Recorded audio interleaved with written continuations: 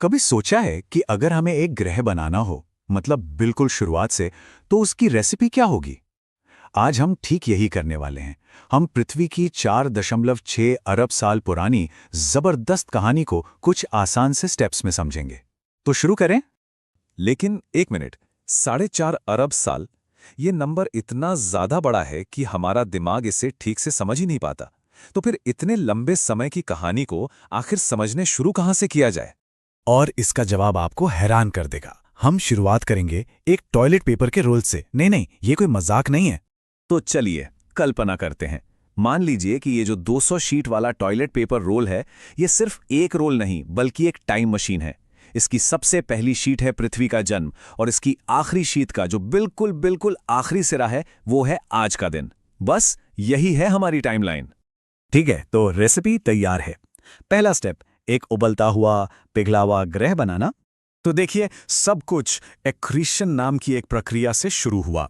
इसे एक तरह का कॉस्मिक स्नोबॉल इफेक्ट समझ सकते हैं। जब हमारा सूरज बना तो उसके आसपास बची हुई धूल और गैस गुरुत्वाकर्षण की वजह से एक दूसरे से चिपकने लगी, और छोटे छोटे टुकड़े मिलकर बड़े और बड़े होते चले गए। देखिए, ये कैसे काम करता है। एक बहुत बड़े गैस और धूल के बादल, जिसे सोलार नेबुला कहते हैं, उससे शुरुआत हुई। फिर ग्रेविटी ने अपना काम किया। इसने छोटे छोटे पिंड बनाए जिन्हें ग्रहाणु कहते हैं। फिर क्या, लाखों सालों तक ये पिंड आपस में टकराते रहे और बूम, हमारी युवा पृथ्वी का जन्म हुआ। और इस सब में करीब 1 से 2 करोड़ साल लग गए। उस वक्त की पृथ्वी रहने लायक जगह तो बिल्कुल नहीं थी। सोचिए, पिघली हुई चट्टानों का एक समंदर जिस पर लगातार आग के गोलों की बारिश हो रही हो। ये एक धधकता हुआ हिंसक संसार था जिसे हम हेडियन इयॉन के नाम से जानते हैं। तो हमारे पास एक गर्म पिघला हुआ गोला तो है। अब वक्त है इसे अंदर से व्यवस्थित करने का। हमारी रेसिपी का अगला स्टेप है ग्रह का दिल बनाना, यानी उसका कोर। ये हुआ एक बहुत ही नाटकीय घटना के दौरान, जिसे आयरन कैटास्ट्रोफी कहते हैं। अब कैटास्ट्रोफी शब्द सुनकर किसी तबाही के बारे में मत सोचिएगा। इसका मतलब था एक बहुत बड़ा और बहुत तेजी से होने वाला बदलाव। हुआ ये कि जैसे जैसे ग्रह गर्म होता गया, लोहा और निकल जैसे भारी तत्व पिघलकर सीधे सीधे केंद्र की ओर डूब गए। इसे 3 आसान स्टेप्स में समझते हैं। पहला, पृथ्वी चट्टान और धातुओं का एक गर्म मिला जुला मिश्रण थी। दूसरा, भारी धातुएं जैसे लोहा और निकल नीचे की तरफ डूबने लगीं। और तीसरा, हमारे पास एक परतदार ग्रह था। केंद्र में एक घना कोर, बीच में एक चट्टाने मैंटल और सबसे ऊपर एक पतली सी परत, हमारा क्रस्ट। और इस घूमते हुए लोहे के कोर ने कुछ कमाल का किया। इसने पृथ्वी का चुंबकीय क्षेत्र यानी मैग्नेटिक फील्ड बनाया। ये एक अदृश्य शील्ड की तरह है जो हमें सूरज से आने वाली खतरनाक सौर हवाओं से बचाती है। इसके बिना पृथ्वी पर जीवन शायद कभी पनप ही नहीं पाता। कोर बन गया, हमारी सुरक्षा ढाल भी तैयार है। तो अब हमारी रेसिपी में 2 सबसे जरूरी चीजें डालने का समय आ गया है, पानी और हवा। तो सवाल ये है कि ये सारा पानी और हवा आई कहां से? वैज्ञानिकों के पास इसके 2 मुख्य आइडिया हैं, और हो सकता है दोनों ही सही हों। पहला, ज्वालामुखियों ने पृथ्वी के अंदर से भाप और गैसें बाहर निकाली। और दूसरा, बर्फीले धूमकेतु और उल्कापिंड अंतरिक्ष से पानी की डिलीवरी करते रहे। और सबसे हैरानी की बात यह है कि महासागर बहुत जल्दी बन गए। सोचिए, 4.6 अरब साल पहले पृथ्वी बनी, और सिर्फ 20 करोड़ साल बाद ही, जो ब्रह्मांड के हिसाब से तो पलक झपकने जैसा है, यानी 4.4 अरब साल पहले हमारे ग्रह पर पहले महासागर बन चुके थे।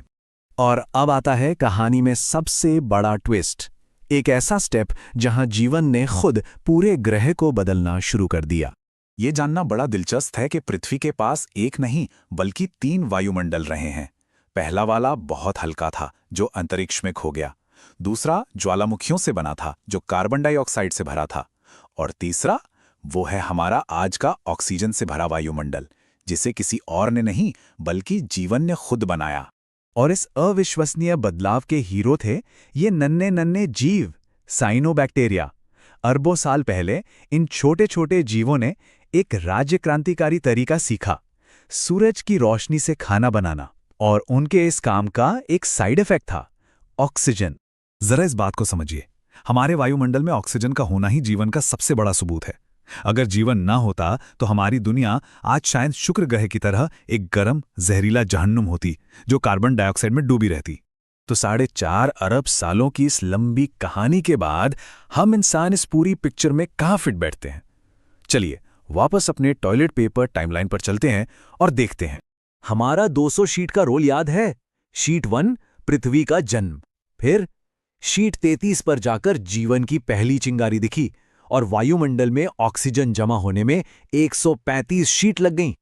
डायनासोर 190वीं शीट पर आते हैं और 197 तक चले भी जाते हैं, और हम 200वीं शीट के बिल्कुल आखिरी धागे पर हैं। ये बात सच में दिमाग घुमा देती है। सोचिए, पृथ्वी के इतिहास के 2/3 से भी ज्यादा समय तक इस ग्रह पर राज करने वाले एकमात्र जीव सिर्फ साधारण बैक्टीरिया थे। आधुनिक मानव, हम लगभग 1,30,000 सालों से यहां हैं। हमारी टॉयलेट पेपर टाइमलाइन पर ये आखिरी शीट के आखिरी कुछ इंच के बराबर भी नहीं है, सिर्फ एक छोटा सा निशान। तो 4.5 अरब साल की इस महागाथा में हमारा ये छोटा सा अध्याय भविष्य में कैसे याद किया जाएगा? इसका जवाब अब हमें ही लिखना है।